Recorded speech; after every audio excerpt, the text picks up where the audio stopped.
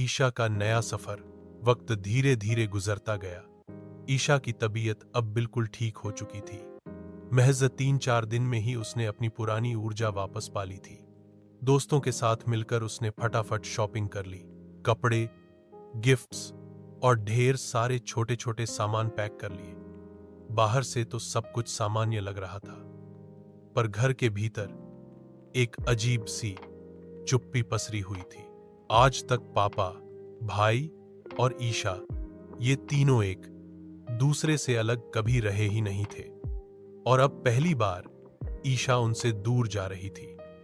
घर की हर चीज, हर कोना जैसे कह रहा हो, मत जा ईशा, तुम्हारे बिना ये घर खाली खाली लगेगा। लेकिन पापा और भाई ने उसे कभी टोका नहीं। वे जानते थे यह उसका सपना है। पहली बार ईशा ने किसी चीज को इतनी शिद्दत से मांगा था, भारत जाने का सपना, जो अब हकीकत बनने जा रहा था। यात्रा में कुल 8 लोग साथ जा रहे थे। यही सोचकर पापा और भाई को थोड़ी तसल्ली थी कि सब एक दूसरे का ख्याल रख लेंगे। एयरपोर्ट पर विदाई का पल बड़ा भावुक था। किसी को उसका भाई छोड़ने आया था, किसी की मां या किसी के पापा। सबके बच्चों के चेहरे पर उत्साह था, लेकिन घर वालों की आंखों में हल्की नमी। ईशा की दोस्त भावना के अंकल भी इस सफर में साथ थे। ये जानकर पापा को भी थोड़ा चैन आया। विदा लेते वक्त ईशा ने अपने भाई को कसकर गले लगाया और बोली, मैं जल्दी वापस आ जाऊंगी, आप मेरी फिक्र मत करना, और हां, मैं अपना ख्याल भी रखूंगी।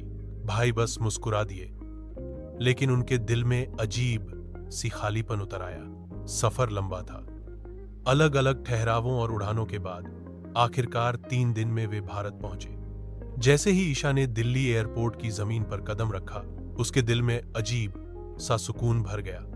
उसे लगा जैसे वह पहले भी यहां आ चुकी है, जैसे ये धरती उसकी आत्मा को पहचानती हो। वहां से उन्हें कारों से शिमला जाना था। एयरपोर्ट गेट पर गाड़ियां पहले से खड़ी थीं। सबने अपना सामान रखा और अपनी सीटें संभाल ली। ईशा खिड़की के पास बैठ गई और ठंडी हवाएं सब उसे किसी सपने जैसा लग रहा था। उसने सोचा, सचमुच हिमाचल को देवभूमि क्यों कहते हैं, अब समझ आ रहा है।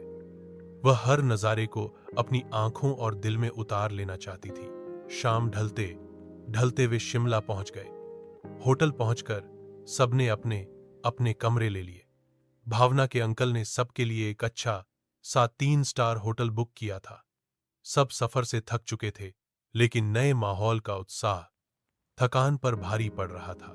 ईशा जल्दी से तैयार होकर नीचे डिनर के लिए पहुंची। वहां सब लोग इकट्ठा थे, भावना की पूरी जॉइंट फैमिली।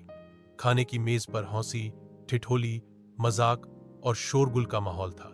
वह सोच में डूब गई, क्या परिवार सिर्फ 3 लोगों तक सीमित होना चाहिए, या फिर ऐसे ढेर सारे लोग जिनके बीच हर वक्त शोर हो, हंसी हो और सबसे बड़ी बात अपनापन हो।